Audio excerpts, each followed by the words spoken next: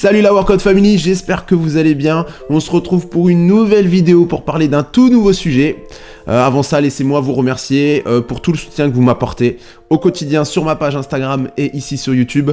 Effectivement, je remercie ceux qui laissent des commentaires, ceux qui partagent, ceux qui prennent le temps de lâcher le petit pouce bleu. Je le répète, c'est de cette façon-là que vous allez pouvoir me remercier du contenu que je vous apporte. Et c'est comme ça que vous allez pouvoir me donner de la force pour continuer ce que je fais. Donc, je suis sûr qu'on a beaucoup de choses à se dire, donc n'hésitez pas à continuer comme ça. Ma dernière vidéo, elle a fait 250 vues. Je me dis que pour un démarrage, c'est vraiment pas mal finalement. Dans ma tête, je me dis, si j'aide 250 personnes grâce à ma vidéo, bah c'est un truc de malade, ça me fait super plaisir, c'est clair. Et puis j'ai de bons retours de votre part, donc il n'y a pas de raison que ça change, et puis on va continuer à travailler pour vous, quoi. Si c'est pas encore fait, bah forcément tu t'abonnes, hein, tu le sais, et voilà, t'hésites pas à aller voir ma dernière vidéo aussi. On est encore dans le début de saison, donc ça peut toujours te servir. Pour entrer dans le vif du sujet, pour ceux qui me suivent sur Instagram, vous le savez, on a notre petit rituel du lundi, une question et vos réponses.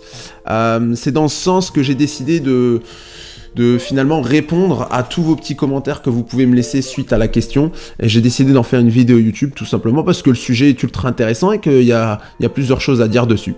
Donc on est parti pour parler du shoot à 2 points, voilà, ou tir à mi-distance plus précisément, parce que finalement un tir en course c'est un tir à 2 points.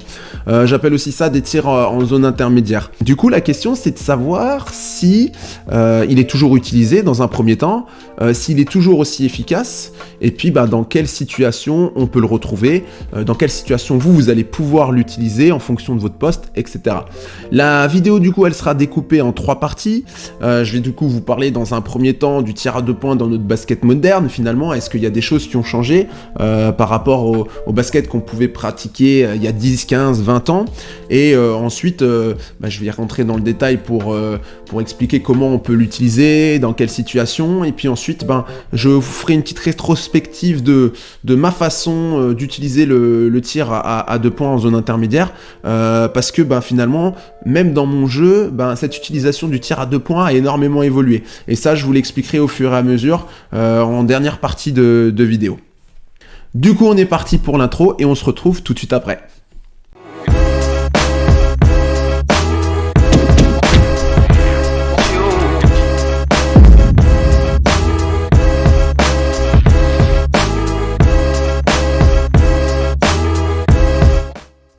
Alors, le tir à 2 points dans notre basket moderne, qu'est-ce qu'il en est? Ben, on va pas se mentir, hein, le tir à 2 points, ou tir en zone intermédiaire, c'est-à-dire entre la ligne des 3 points et les bords de raquettes, ben, il est plus aussi présent que les années passées. L'émergence du tir à 3 points ces dernières années, avec la médiatisation du basket dans sa globalité et les performances de certains joueurs comme forcément Steph Curry, on va pas le citer, hein, ben personne n'avait jamais marqué en fait 303 points sur une saison, et puis lui il a explosé un record en mettant 402 dans la saison 2015-2016 il me semble. Donc autant vous dire que ben, tout ça pousse les jeunes basketteurs à être plus performants dans ce domaine-là, ou du moins à vouloir l'être. C'est vrai qu'il y a énormément de jeunes qui m'envoient des messages pour me demander comment je peux être plus adroit à 3 points, comment je peux avoir un meilleur range quand je tire. Mais au final, personne ne pose de questions pour s'améliorer sur un tir en zone intermédiaire, un tir à mi-distance. C'est pas étonnant, puisque pour un petit rappel, je vous fais un petit peu d'histoire.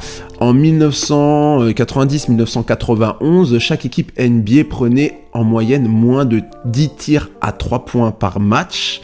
Ce qui est dingue, hein, parce que moi, quand je me suis renseigné sur ça, je me suis dit, waouh, attends, mais moins de 10 tirs à 3 points par match, alors qu'aujourd'hui, on est à près de 35, soit 3 fois plus, quoi. Hein.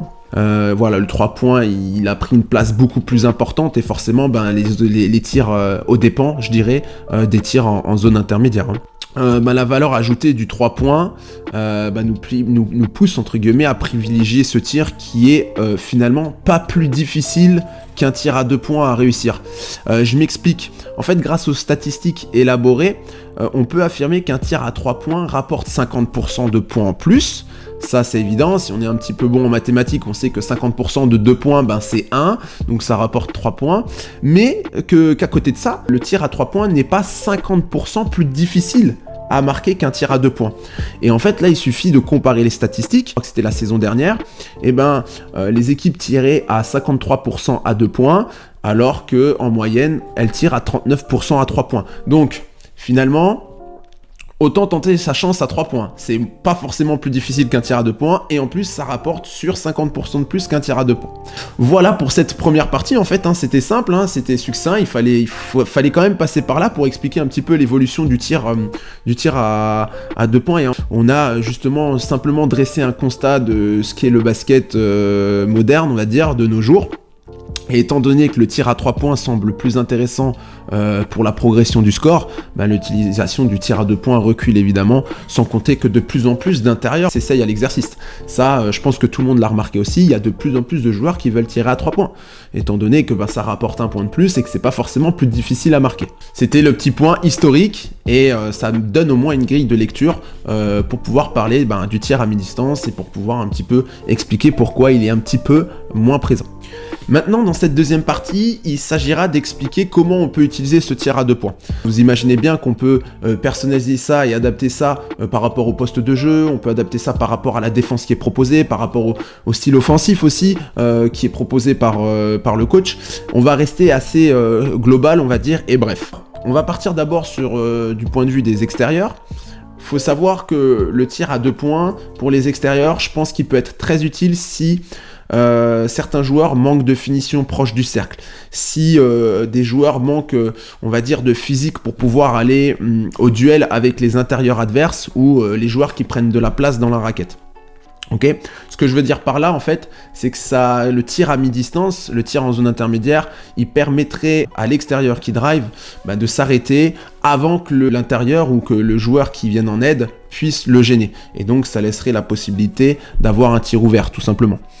Donc en gros, si vous êtes fort sur vos 3 premiers pas, que vous avez une bonne attitude, que vous êtes très agressif, on va dire que vous partez de la ligne des 3 points et que tout ça vous permet de passer votre adversaire facilement, soit vous avez la possibilité d'aller finir au panier parce que vous êtes puissant et que ça vous fait pas peur d'arriver en opposition avec les intérieurs, soit vous avez cette possibilité aussi de vous arrêter à mi-distance et de prendre un petit tir ouvert étant donné que vous avez laissé votre défenseur direct dans votre dos et que derrière, le défenseur qui est en aide ne viendra pas tout de suite sur vous, peut-être qu'il aura tendance à vous attendre dans la raquette. Ok, donc ça c'était la première des choses.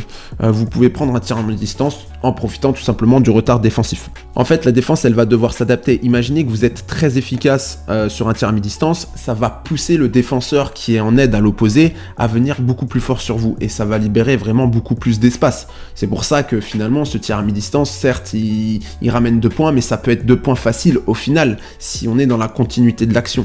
Donc ça, c'est vraiment une arme en plus. Toujours pour les extérieurs, le tir en zone intermédiaire, il peut être aussi efficace à utiliser lorsque vous utilisez des écrans. Alors que ce soit des écrans non porteurs ou des écrans porteurs, vous pouvez très bien utiliser un curl et ne pas aller défier les intérieurs dans la raquette et prendre un tir à mi-distance.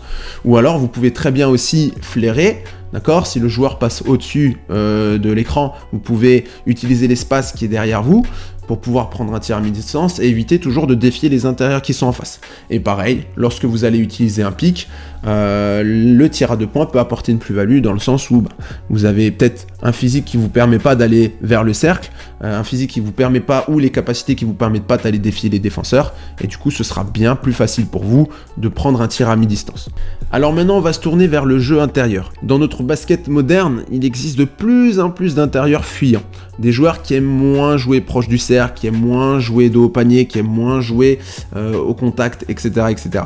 Donc la première situation où un intérieur va pouvoir prendre un tir à 2 points, c'est tout simplement une situation en lien avec le drive de l'extérieur. Je vous ai dit tout à l'heure, l'extérieur il va pouvoir driver. Ok, si l'intérieur vient aider, s'il n'y a pas la rotation défensive évidemment, le joueur peut se retrouver tout seul à mi-distance et pour éviter que l'aide arrive trop vite, il peut se faire oublier par exemple ligne de fond si jamais vous drivez dans l'axe. Si jamais vous driblez ligne de fond, le joueur peut remonter au poste haut pour pouvoir se libérer une fenêtre de passe et pour pouvoir avoir un tir ouvert à 2 points, tout simplement. Là, vous avez 2 situations où les intérieurs peuvent utiliser le tir en zone intermédiaire. Pareil, la deuxième situation où il peut être utilisé, c'est sur un pick and roll, où le joueur ne va finalement pas roller jusqu'au panier, mais va roller, on va dire, va faire un demi-roll pour pouvoir s'arrêter bord raquette et pour pouvoir prendre un tir, pour éviter qu'à l'opposé, l'intérieur puisse venir le gêner. Et sinon, on retrouve aussi le flair. Pick, utilisation du pick de l'extérieur, le joueur qui flaire, qui peut tenter un tir à mi-distance. Alors la plupart du temps, comme les picks sont posés, le joueur il aura tendance à vouloir flairer jusqu'aux 3 points, mais les intérieurs peuvent aussi tirer en zone intermédiaire après un flair, c'est pas un problème. On a ici trois situations où le tir à 2 points va pouvoir être utilisé par un joueur intérieur. Alors pensez-y, évidemment c'est assez simple comme situation, comme je vous ai dit, on rentre pas dans les détails, il n'y a pas les histoires de rotation défensive, puis aide de l'aide, etc. Donc forcément il faudra faire attention et c'est toujours là votre QI basket qui va parler pour vous. Prenez un tir ouvert en fonction de ce que propose la défense, quoi qu'il arrive, d'accord ? Moi je vous dis dans ces situations-là, le tir à 2 points est possible, mais si la défense a fait la rotation correctement et que ça sort fort sur vous, ne prenez pas le tir à 2 points, évidemment, cherchez une autre solution, tout simplement. C'est juste des petits exemples dans lesquels on pourrait se retrouver ouvert pour un tir à 2 points, tout simplement.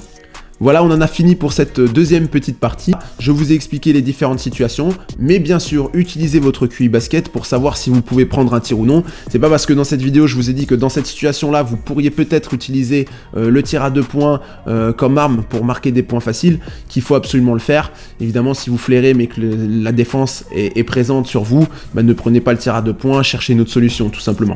On en arrive donc à la troisième partie où je vais vous expliquer un petit peu comment moi j'utilise le tir à 2 points et comment j'ai été entre guillemets obligé de le travailler. Il faut revenir un petit peu dans le passé. Il faut savoir que moi quand je joue en N3, j'étais surtout un tireur à 3 points. J'étais un joueur de rotation, ça veut dire que j'étais pas forcément entre guillemets collé quand j'arrivais sur le terrain. Voilà, 1m78. Les joueurs étaient pas forcément très respectueux de mon jeu, on va dire, mais c'était tout pour mon plaisir puisque derrière j'avais plus d'espace et ça me permettait du coup de tirer à 3 points. Je me contentais de ça, on va dire, en N3, je faisais surtout du tir à 3 points, et derrière, beaucoup de contre-attaques aussi. Voilà. C'était un petit peu, mes 10-15 points par match en N3 se résumaient un petit peu à ça.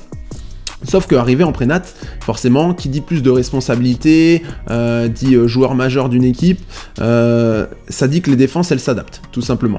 Donc forcément, on m'attendait à 3 points, on savait que je pouvais être une arme à 3 points, et du coup, dans ce sens, j'ai dû trouver une façon différente de pouvoir scorer. Je pouvais aller au panier, mais je vous avoue que je suis pas forcément un joueur qui n'explose pas au contact, on va dire. Je suis pas un joueur qui est capable de défier les intérieurs. On va dire que j'explose un petit peu au contact, et au niveau de la finition, je pêche un peu. Tout ce qui est contre-attaque, one-one, tout ça, ça peut aller, mais dès qu'il y a des intérieurs en face, ils ont tendance à beaucoup me gêner. Et pour pas vouloir trop forcer quand j'allais au panier, tout simplement, ça s'est surtout développé l'année dernière et cette saison. J'ai commencé un petit peu à travailler sur mon tir à 2 points, je l'ai fait pendant l'été, et j'ai travaillé sur des tirs un petit peu en zone intermédiaire, comme ça, après dribble. Et c'est vrai que finalement, en prénat, j'arrive plutôt bien à passer le défenseur, mon vis-à-vis direct, on va dire, mais que derrière, après, ça ferme très vite sur moi. J'ai tendance à un petit peu m'en mêler les pinceaux, aller un petit peu trop loin, et derrière, souvent, ça se résume à des pertes de balles. Il fallait que je trouve une solution pour que je puisse toujours être efficace, malgré le fait que je puisse pas tirer à 3 points et que je puisse pas défier les intérieurs en face. Du coup, avec ma capacité de dribble, je peux m'ouvrir des tirs ouverts à 2 points, et c'est vrai que à force de le faire, à force d'essayer, et finalement j'arrive à grappiller 4, 5, 6 points par match comme ça. Alors 5 non, parce que à ce moment-là j'aurais mis un in-one, mais du coup 4, 6 points par match comme ça sur des tirs à mi-distance. Voilà comment moi j'ai pu de mon côté un petit peu améliorer mon jeu grâce à ce tir à 2 points, et c'est vrai que du coup ça, à force de le travailler, je suis de plus en plus efficace et je mets des points précieux grâce à ça. C'est pas toujours un tir facile, et c'est pas toujours encore un tir que j'utilise souvent et régulièrement, tout simplement parce qu'on a plus le tir à 3 points dans la tête, ou alors quand on arrive dans la raquette, on a plus tendance à vouloir terminer en tir en course. Quand j'y pense, c'est un tir qui peut vraiment beaucoup m'aider dans mon jeu. Donc voilà, comme vous avez pu le voir, j'utilise un tout petit peu plus le tir à 2 points, même si c'est pas encore un automatisme. Je pourrais driver un petit peu plus souvent pour tenter ce genre de tir. Après, c'est sûr que mon jeu s'est basé pendant 10-15 ans sur du tir à 3 points et de la contre-attaque, donc à 30 ans on peut pas forcément tout révolutionner non plus, mais je suis quand même content d'avoir pu changer un petit peu ça et d'avoir pris une nouvelle corde à mon arc pour pouvoir performer entre guillemets sur le championnat pré-national. Et je pense même que ça va pouvoir m'aider si jamais je reviens à un autre niveau, si je vais à un niveau un petit peu plus au-dessus. Et voilà la Workout Family, on en a terminé pour cette vidéo. J'espère qu'elle vous aura intéressé, j'espère qu'elle vous aura plu, j'espère qu'elle va vous permettre peut-être d'évoluer un petit peu dans votre jeu, d'utiliser un petit peu plus le tir à mi-distance. En tout cas, n'hésitez pas à me dire dans les commentaires si ça peut vous faire grappiller quelques points en match. N'hésitez pas à liker, à partager, à vous abonner si c'est pas encore fait. Et puis on continue comme ça à taffer. Je vous dis à très vite du coup sur la page YouTube et sur la page Instagram. Bientôt c'est les vacances, je vais faire mes premiers pas dans le Basket Center à Strasbourg et j'ai hâte de me retrouver dans ce centre complètement consacré au basket, de vous y retrouver sur des séances individuelles, de vous aider et de vous pousser au max de vos capacités et peut-être même de faire quelques vidéos pour vous apprendre quelques petits dribbles, quelques petits moves et j'espère pouvoir apporter un maximum de contenu sur la page Insta et sur la page YouTube. N'hésitez surtout pas à vous abonner, à lâcher le petit pouce bleu comme d'habitude. Je vous dis ciao ciao, à très vite.